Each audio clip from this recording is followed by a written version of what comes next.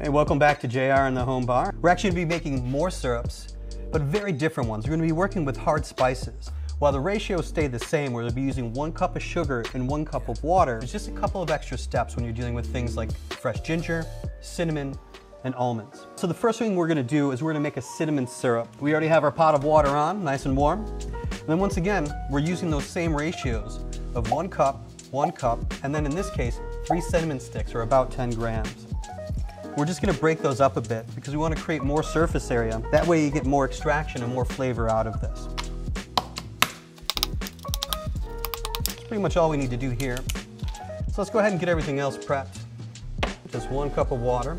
I always like to keep the hot water on rather than bring the water to temp. It just makes things a lot faster. Everything's getting warm while you're prepping the other items. Next, the sugar. When I'm making syrups that are a little bit more complex like this, I always like to do my first run with just simple crystallized sugar where I'm just adding the sweetness. So I'm gonna go ahead and turn this to low and let that get going and add the cinnamon. Give that a stir.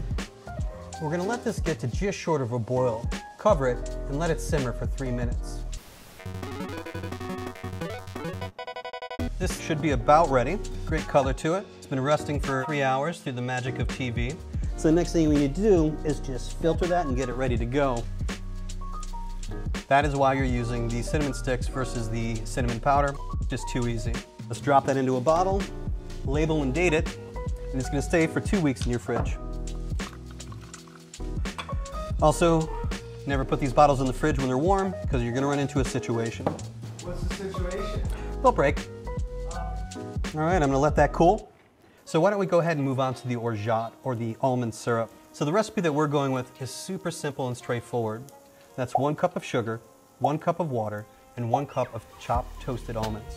I prefer unsalted, but that's up to you. Now, if you don't have a food processor like I have here, you can go ahead and chop these by hand. It'll just take a little bit longer.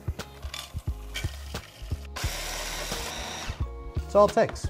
This is about what you want it to look like. Then you just follow the same exact recipe. 1 cup of sugar, 1 cup of water, 1 cup of these almost powdered almonds. Over low heat, bring it up to a simmer, cover it for 3 minutes, turn the heat off, and let it rest for 3 hours. You can walk away, come back, and it'll be ready to strain and go. You're gonna have these leftover nuts. That doesn't have to go to waste. I just spread those out on a cookie sheet, put it in the oven at 200 degrees, and when it starts to brown around the outside, take it out, let it cool, and you have this wonderful candy that you can eat, crumble over ice cream, granola. Super delicious. Now, with the ginger syrup, we're actually going to be making 2 of them. As you can see, there's a very different color to these, and I've even named them differently. This is ginger syrup, and this is what I'm referring to as a ginger juice syrup. But just a tip for you, when you're working with fresh ginger, treat it like you're working with jalapenos. Don't touch your face or any other part of your body until you've washed your hands, or you're gonna regret it. The original recipe calls for 1 cup of sugar, 1 cup of water, and then what they refer to is 3 inches of ginger. I like mine pretty spicy, so I use about 6. So if we're gonna visualize that, that would be about 3 inches. This is how much I personally like to use. You don't have to peel this, you can just chop it.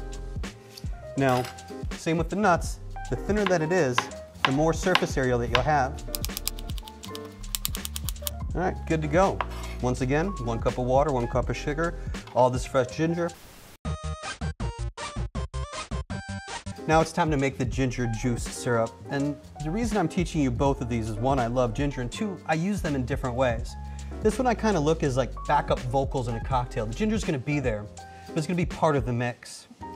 Now this one is gonna be a lead singer in your drink. It's fresh ginger juice. It's gonna stand out.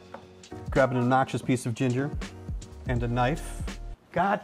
Coming in. All right, thank you. All right, this one you don't have to worry about as much. You're just gonna cut it into pieces that you can manage. This doesn't have to be pretty. So we're gonna grab our food processor once again. If you don't have a food processor, don't worry, there are other ways to do this. For example, just go ahead and grab that whole head of ginger and use a cheese grater. The finer that you use it, the easier it'll be, but the longer it'll take. So use what's best for you. I'm just gonna go ahead and take that ginger right into the food processor.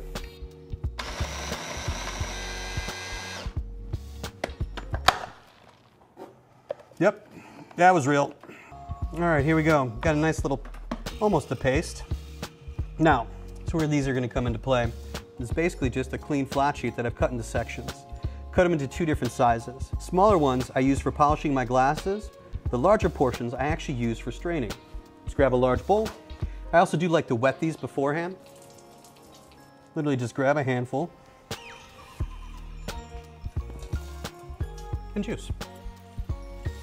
Essentially, once you have a cup, which this should probably yield if you don't dump it all over the table, you just add a cup of sugar to a cup of ginger juice, and that is this syrup right here. It is intense and is absolutely wonderful. Basically, these are templates for you to use so you can create your own unique syrups. Once you have the recipe for the orgeat and almond syrup, you can then use that with any nut or seed to make an orgeat of that flavor. Pistachio is absolutely phenomenal. Pecan, sunflower, pumpkin if the season calls for it. Same with the cinnamon syrup. Don't be afraid to switch it out. Weigh out 10 grams of cloves or anise or any other hard spice that you like. The ginger, feel free to use that with turmeric or anything along those lines. So what we're gonna be doing now is called splitting. So we're gonna have all these new syrups plus all the syrups that we made last week to play with. So splitting is something that you can do with citrus, something you can do with the sweetener, it's something you can do with the spirit. Whatever the proportion you'd normally use for that drink, you just split it into 2 separate items. Now, I think honey and ginger is a great combination. I'm not the first person to think that. That doesn't matter. We're gonna make a great drink. So when you're mixing 2 things together, do you want them to be in harmony, almost like the Beach Boys, where it's just all working together? Do you want a lead singer and a backup singer? So I'm gonna use the bold sour recipe that we spoke about earlier. That's 2 ounces of spirit, 3/4 ounces of citrus, and 3/4 ounces of something sweet. I'm gonna play around a bit and use a 1/2 ounce honey syrup and then a 1/4 ounce of that really intense ginger juice syrup that we made.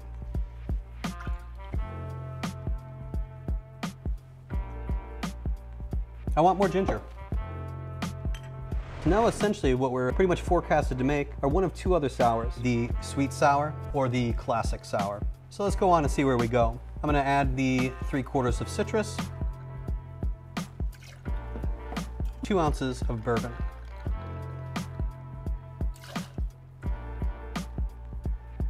That's just about perfect. So it breaks the surface, we're good. Let it get used to the pool, and then shake.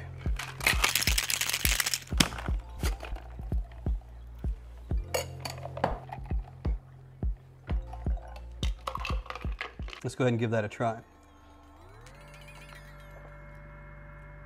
Oh, that's good. So yeah, we haven't changed the spirit. We haven't changed the type of citrus that we've used. The only thing that we've been doing is learning syrups and switching them in and out and seeing the way they affect the flavor. This will give us a baseline that we can use when we're working with any other spirit, etc. And we're really just learning that methodology. We do have a couple things to cover for next week. That is the list. Thanks, bud. For next week. Cantaloupe, lemons, any of the sugars if you need them. See you next week.